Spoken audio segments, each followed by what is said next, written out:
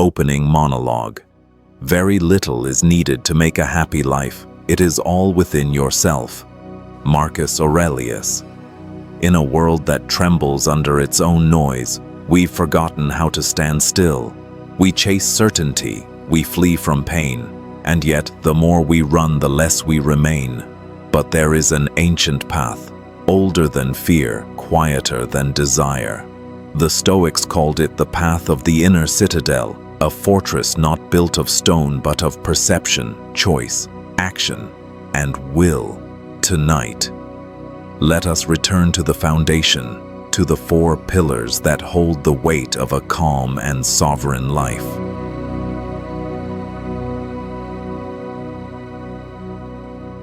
Part 1. The 4 pillars of Stoicism, the foundation of an unshaken inner life. Very little is needed to make a happy life. It is all within yourself. Marcus Aurelius. We often believe that life breaks us on the outside, but in truth, most people are broken from inside first. Let me ask you a quiet question. When was the last time you were angry or disappointed or anxious? Not because something bad happened, but simply because you expected something different? Most of our pain does not come from the events themselves. It comes from the stories we tell ourselves about those events. Tonight, in this slow moment, we begin the foundation. This video is not about motivation. It is not about feeling good. It is about the bedrock, the roots, the architectural steel beams of a human inner life that does not collapse when the world shifts. Stoicism is not a philosophy for decoration. It is a training of perception, a discipline of interpretation, a standard of inner sovereignty. And at the heart of this discipline, there are 4 structural pillars, 4 foundations, 4 stabilizers of the soul, not 4 tips, not 4 techniques, 4 principles to be lived. They are ancient, they are simple, they are not easy. In the old Roman world, these pillars were not discussed like intellectual toys. They were practiced among men who governed empires, commanded fleets, faced death, betrayal, exile, and loss. For them, Stoicism was not a luxury. It was armor, because the world outside can take everything, except the world inside. So, before we enter each pillar, one by one, we must set the ground. Why do we need pillars at all? Because the human mind collapses when it is unstructured. Because the heart panics when it has no principle to anchor itself to. Because the man without philosophy ends up being controlled by the weather of circumstance. One moment, confident. The next moment, broken. One day, peaceful. The next day, reactive. A leaf in the storm. But a person who has pillars stands like a stone among waves. Waves can strike. Waves can scream. Waves can threaten. Yet the stone remains. Maybe that is the deepest promise of Stoicism. Not that life becomes easy, but that you become unbreakable. In this month, we lay the foundation. This is month 1. This is the root of the entire year. We will take each pillar, one video at a time, slowly, with depth, with silence, with stillness, because wisdom grows only in quiet soil. And tonight, we simply open the doors. We acknowledge that Stoicism is not about learning something new. It is about remembering something we already know, but have forgotten. That power is not out there.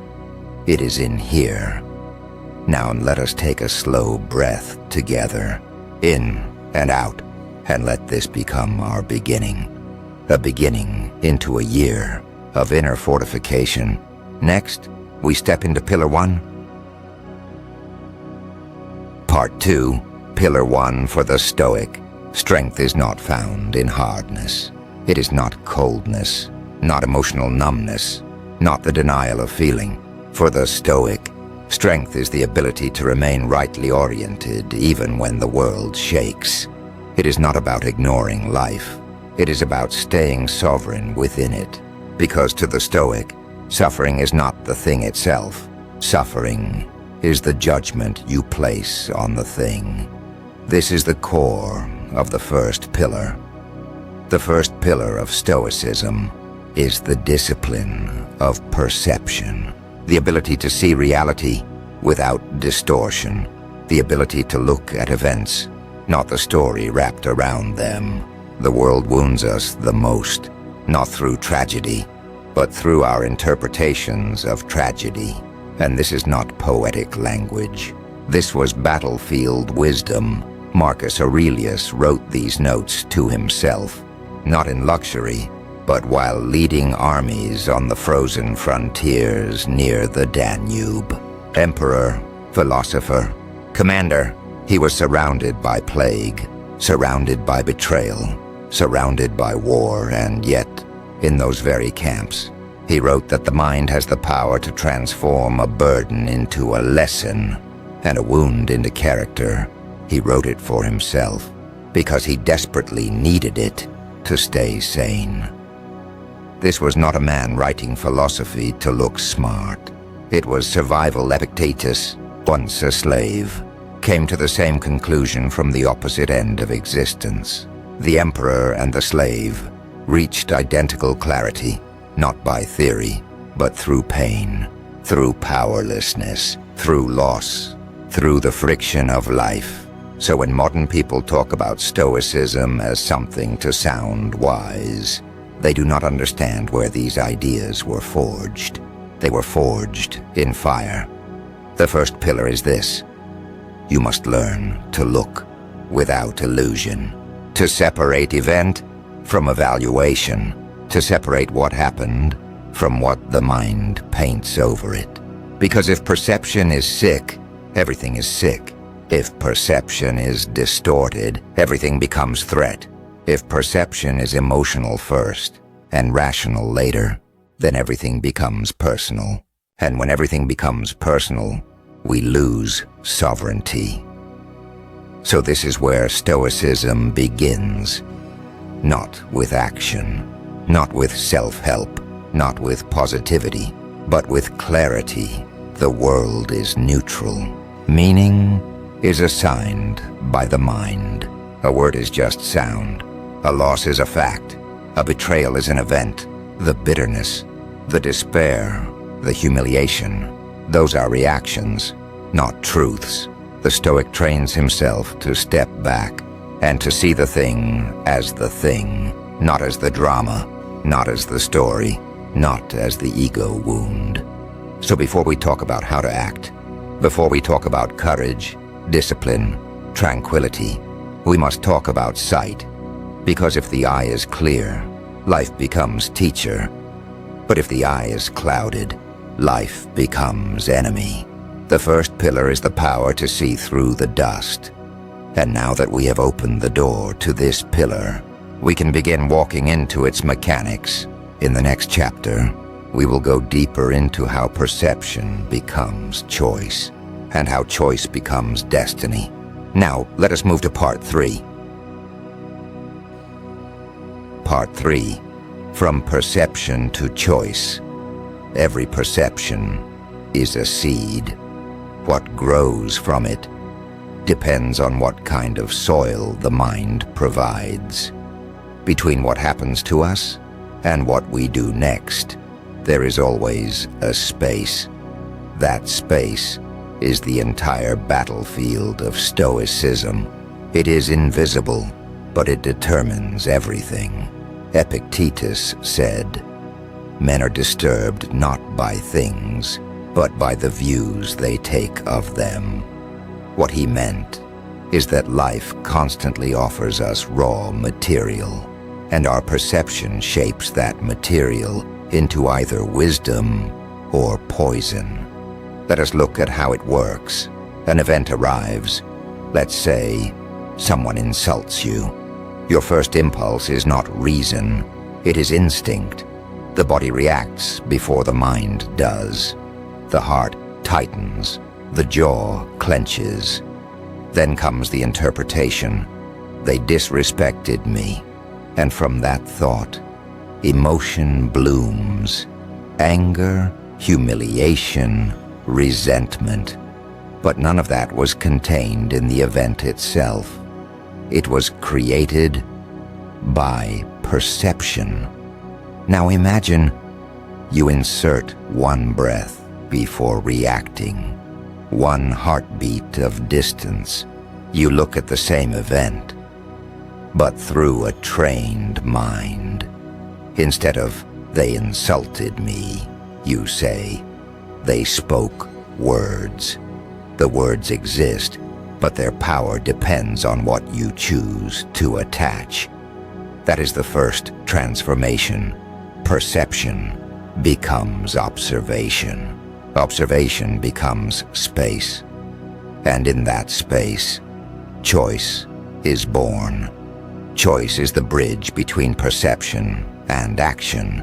It is the gate that turns inner clarity into outer behavior. Without this gate, we live as puppets of emotion. With it, we become our own governors. This is why Stoicism calls it a discipline, because awareness is not automatic. It must be cultivated like a muscle, trained until pause becomes instinct, and instinct becomes wisdom. Marcus Aurelius wrote, "If you are troubled by anything external, the pain is not due to the thing itself, but to your estimate of it, and this you have the power to revoke at any moment." That single sentence contains an entire psychology. He understood that perception is a lens, and if the lens is dirty, everything looks like threat. But if it's clean, even chaos reveals order. So the practice of the first pillar is not to suppress emotion, but to clean the lens, to stop, to see, to reframe before we speak, before we act. This is not coldness, it's craftsmanship, the craftsmanship of the mind. Each day, the Stoic observes, what story am I adding to reality? What unnecessary adjectives am I painting onto the truth? And when he sees the distortion, he breathes and lets it go.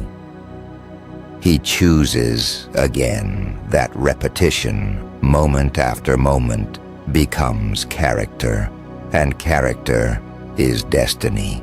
So perception becomes choice, choice becomes habit, habit becomes self, and self becomes peace. In the next part, we'll walk deeper into the discipline of action, where inner clarity begins to shape the outer world. Part 4, Deep Contemplation. What does it mean to act rightly? If perception gives birth to choice, then what is the purpose of action? Is it to change the world, or to change the one who acts? For the Stoic, action is not a performance. It is the natural echo of inner order. When the mind becomes clear, action follows as water flows from height to depth. Not forced, not hurried, simply inevitable. To the untrained man, action is reaction. To the wise man, actions is alignment.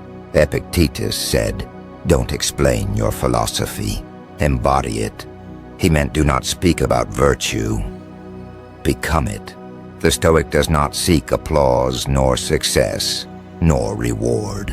He seeks harmony, the alignment of thought, word, and deed with reason, and that harmony is its own peace. The East has a similar whisper. Lontu wrote, "The sage acts without striving." This is not passivity, it is depth. It means that the truly wise do not wrestle with life. They flow within it. They do not chase control. They walk with clarity. This is where Stoic discipline of action and Taoist Wu Wei meet. Two rivers from different mountains, merging into the same quiet sea. The Stoic acts with intention, but without attachment. He does what must be done, and releases what must be released. He tills his field, but knows the harvest is not his to command. This detachment is not coldness, it is sanity, because when action is free from craving, effort becomes peace. Ask yourself, when I act, do I act from fear or from principle? Do I move because I must, or because I wish to be seen moving? Each answer will expose the root of your restlessness. Seneca wrote that life is long enough, but we waste it, scattered in pursuits that are not ours.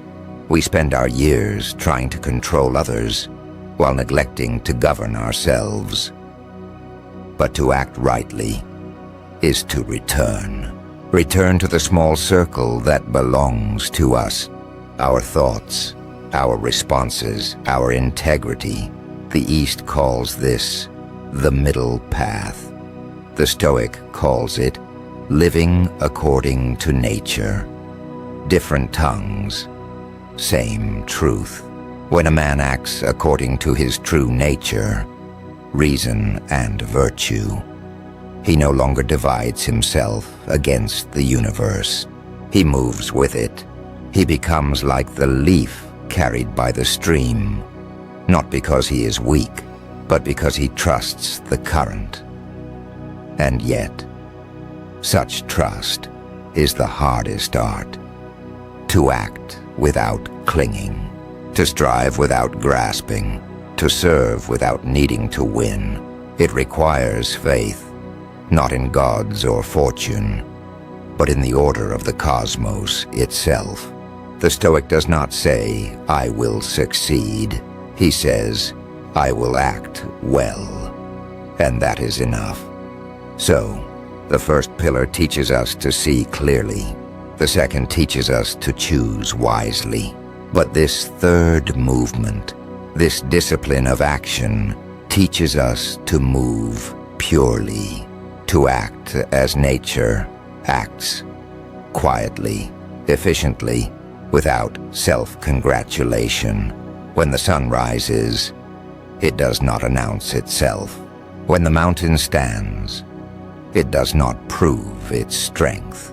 When the sage acts, he simply acts, because action, in its purest form, is meditation in motion. The Stoic way is not a life of endless doing. It is the art of doing what matters, with stillness in the heart. And so, as the night settles, ask yourself, have I acted from fear or from freedom? The answer to that question is the mirror of your soul. Next, we will step into the discipline of will, the art of accepting what cannot be changed. Part 5. Practical application. Philosophy means nothing if it does not breathe inside daily life. The Stoics never wanted us to stay in ivory towers. They wanted us to live, to test our calm amid the storm, our clarity amid confusion, and our virtue amid temptation. So how does Stoicism walk with us in the modern world? How can we practice ancient stillness in an age of noise? First, practice the pause. Before responding to anything, a message, a conflict, a disappointment, stop. take one breath. That breath is the bridge between impulse and reason. It's small, invisible, but it's where sovereignty begins. In that single moment of stillness, you reclaim your power. Second, observe without labeling. Throughout the day, notice your thoughts as if they belonged to someone else. When anger rises, name it gently. This is anger.